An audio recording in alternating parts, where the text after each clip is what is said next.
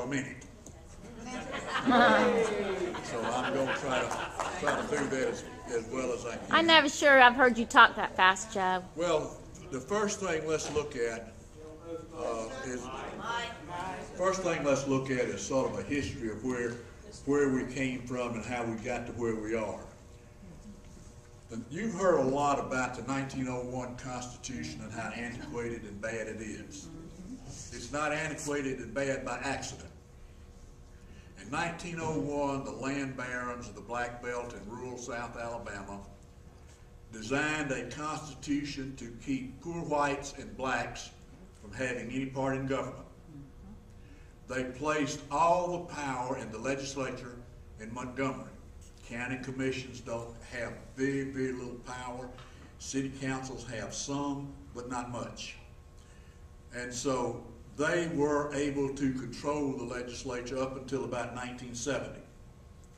In 1970, the federal courts ruled that we had to reapportion according to one man, one vote.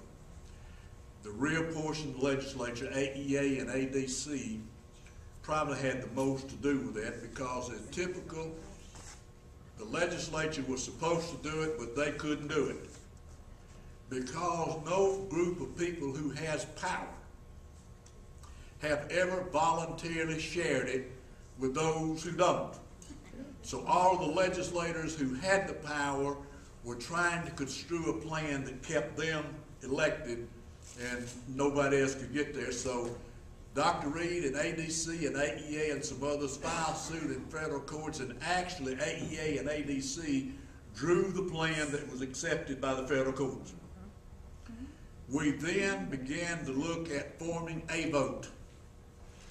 AEA was probably the only organization in the 1975-76 election that was prepared for that election, and we had an overwhelming success.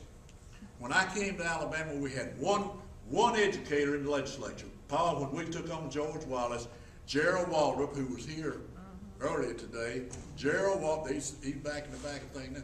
Gerald Waldrop was the only educator in the Alabama legislature. There were two Republicans in the House. One was a minority leader and the other was a minority whip. There were no Republicans in the Senate. I think there were no women in either house, and there may have been one black, Paul, in the House of Representatives at that time. So in the 1980s, 1990, 2000, we were able to have great years through reapportionment and drawing the districts.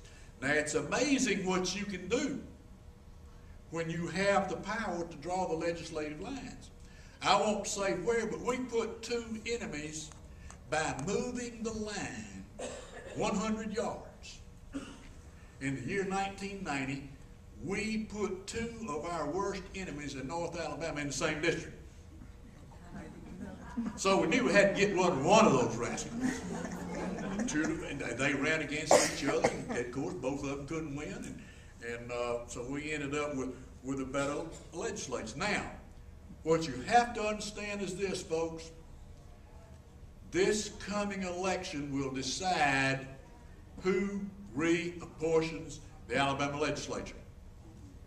And that could really set the tone of what happens to us for the next 20 to 30 years. Because once one group gets in, then they're going to draw the lines the next time too. And it will be very, very difficult to get them out. Now, I know today that you've heard a lot of folks lean on the Republicans. But the fact of the matter is, folks, they have stated their position publicly. First thing is, AEA must be defeated.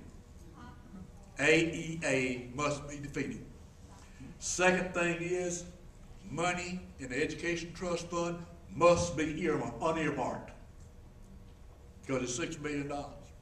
The third thing is we need to get away from defined benefits program for retirees and PHIP. Now understand, folks, even with all the drop that we've had in the economy, the Retirement Board of Alabama for public employees and teachers and judges still has combined, Paul, probably close to $30 billion. Now, I don't know about y'all, but around Ward household, that's a pretty good chunk of change. Think of if they could do away with unearmarked money and get their hands on our retirement funds and do away with PHIP, how many roads and edifices of brick and mortar they could build to themselves. How many private schools. They are publicly stated against public education. Now, there are a few Republicans that we're going to support, but there are very few. There are a few Democrats that we're going to try to beat. Not many, but there are a few. And so that's where we are. We've heard all the problems this morning. I want to talk to you about the solution. The solution is political action. And AERA as an organization has never really been involved very deeply in political action.